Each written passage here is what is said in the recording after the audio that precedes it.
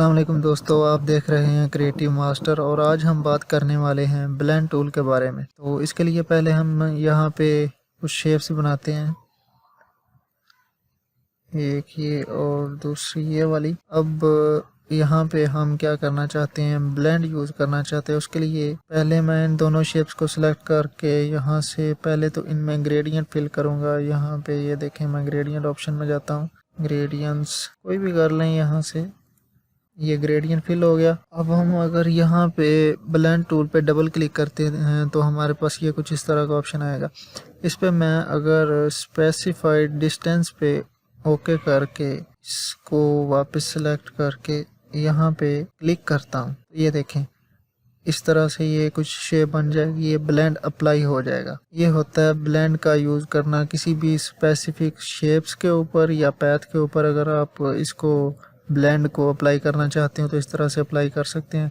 अब अगर हम इन दोनों शेप्स में से किसी शेप में कलर चेंज करना चाहते हो या उसमें कुछ खास एडिटिंग करना चाहते हो तो हम क्या करेंगे, सिंपली इस पर डबल क्लिक करेंगे। डबल क्लिक करने के बाद हम यहाँ से इसका कलर चेंज कर सकते हैं। अब वापस आउटर एरिया में डबल क्लिक करेंगे तो ये अनसेलेक्ट हो जाएगा। अगर इसमें हम कलर चेंज करना चाहते हो तो इस पर भी हम सिंपली डबल क्लिक करेंगे और डबल क्लिक करने के बाद यहाँ से हम इसका अगर ब्लेंड या कलर जो है वो चेंज करना चाहते हैं तो हम कर सकते हैं। ये देखें इसका कलर चेंज हो गया क्योंकि इस पे हमने यहाँ पे ब्लेंड अप्लाई कर रखा है, इसलिए ये आउटसाइड पे है तो ये सामने इसका कलर जो है वो शो नहीं हो रहा। ये होता है किसी भी पर्टिकुलर ऑब्जेक्ट पर ब्लेंड को अप्लाई करना। अब अगर इसको मैं ब्रिंग टू फॉरवर्ड करता हूँ, अरेंज के ऑप्शन में जाके ब्रिंग टू फ्रंट करता हूँ तो ये देखें यहाँ पे ये कलर शो हो जाएगा जो हमने चेंज किया था। अब अगर मैं इस साइड का जो डिस्टेंस है वो बढ़ाना चाहता हूँ तो मैं यहाँ से बढ़ा भी सकता हूँ, इसको यहाँ से कंट्रोल कर सकता हूँ। इसको अगर बढ़ाना हो तो हम यहाँ से भी इसका भी साइज़ जो है वो भी हम इंक्रीज़ कर सकते हैं। अगर किसी का साइज़ डिक्रीज़ करना हो तो हम यहाँ से डिक्रीज़ भी कर सकते हैं। ये हमारे ऊपर है कि हम किस तरह से ब्लेंड को अप्लाई करना चाहते हैं। अब इसको थोड़ा सा और डिफाइन करते हैं। मैं यहाँ से पेंसिल टूल सेलेक्ट करता हूँ और यहाँ पे एक ऐसा पाथ बनाता हूँ। पाथ बनाने के बाद मैं इन दोनों को सिलेक्ट करूँगा। सिलेक्ट करने के बाद ऑब्जेक्ट मेन्यू में जाऊँगा और ऑब्जेक्ट में यहाँ पे हमें मिलेगा ब्लेंड। ब्लेंड में मेक तो हमने पहले किया हुआ है। अगर हम रिप्लेस स्पाइन करेंगे, रिप्लेस स्पाइन करने के बाद ये देखें ये वाला ब्लेंड हमने जो लाइन बनाई थी, जो टिक लाइन बनाई थी, उसके ऊपर अप्लाई हो जाएगा। उसके बाद हम डायरेक्ट सिलेक्शन टूल से इन नोड्स को सिलेक्ट करते हुए इसमें चेंजिंग्स भी कर सकते हैं। जैसे मैं इसको यहाँ पे क्लिक करके यहाँ से नीचे करता हूँ, इसका जो हैंडल है वो इस तरफ कर देते हैं, यहाँ कर देते हैं।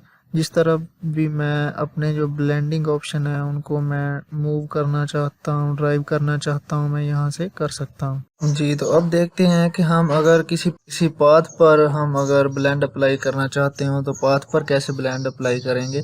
उसके लिए मैं यहाँ पे पेंसिल टूल से पहले एक पाथ बनाता हूँ और एक ब्लेंड बना लेते हैं। यहाँ से स्टार लिया और स्टार में फिल कलर ये वाला ले लेते हैं। उसके बाद इसकी कॉपी बनाते हैं, ऑल्ट को प्रेस करते हुए ये कॉपी बनाई। इन दोनों को सिलेक्ट किया, सिलेक्ट करने के बाद ब्लेंड टूल लिया और ब्लेंड टूल से इनमें ब्लेंड अप्लाई करते हैं जी। तो इसमें अभी ब्लेंड अप्लाई हो चुका है। अगर हम इसको इस पैथ के ऊपर अप्लाई करना चाहते हैं इस ब्लेंड को, तो हमें क्या करना होगा, इन दोनों को सिलेक्ट करना है। सिलेक्ट करने के बाद ऑब्जेक्ट मेन्यू में जाएंगे, ऑब्जेक्ट में ब्लेंड और रिप्लेस स्पाइन। जैसे ही रिप्लेस स्पाइन करेंगे वो जो हमारा ब्लेंड हमने बनाया होगा वो हमारे पैथ के ऊपर आ जाएगा। ऐसे ही अगर हम मल्टीपल पाथ के ऊपर ब्लेंड को अप्लाई करना चाहते हूँ तो वो भी कर सकते हैं। मैं यहाँ पे कुछ पाथ बनाता हूँ,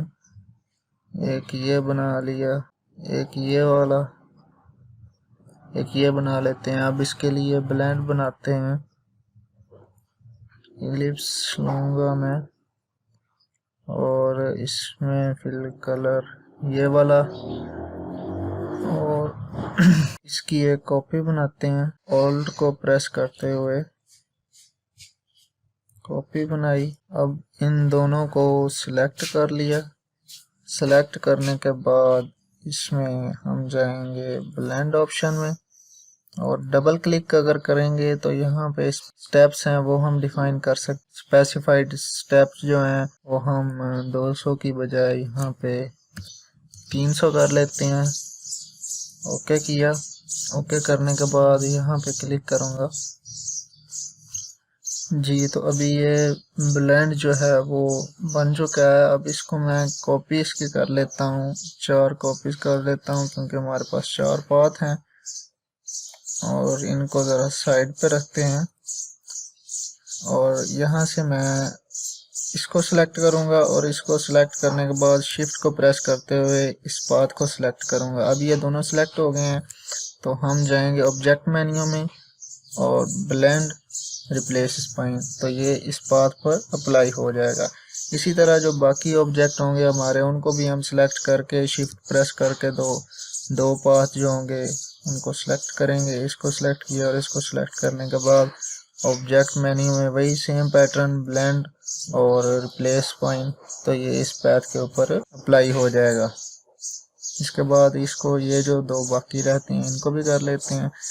इसको सिलेक्ट किया, शिफ्ट प्रेस किया, ये वाला पाथ सिलेक्ट किया और ऑब्जेक्ट मेन्यू में ब्लेंड रिप्लेस स्पाइन, एक लास्ट जो रह गया है इसको भी कर लेते हैं। इसको पहले सिलेक्ट किया, शिफ्ट को प्रेस करते हुए इसको सिलेक्ट किया और ऑब्जेक्ट मेन्यू में जी। तो जैसा कि आपने देखा कि हम किसी भी पाथ के ऊपर भी ब्लेंड को अप्लाई कर सकते हैं और अगर किसी शेप के ऊपर ब्लेंड को अप्लाई करना हो वो भी कर सकते हैं, किसी पाथ के ऊपर ब्लेंड को अप्लाई करना हो तो वो भी कर सकते हैं।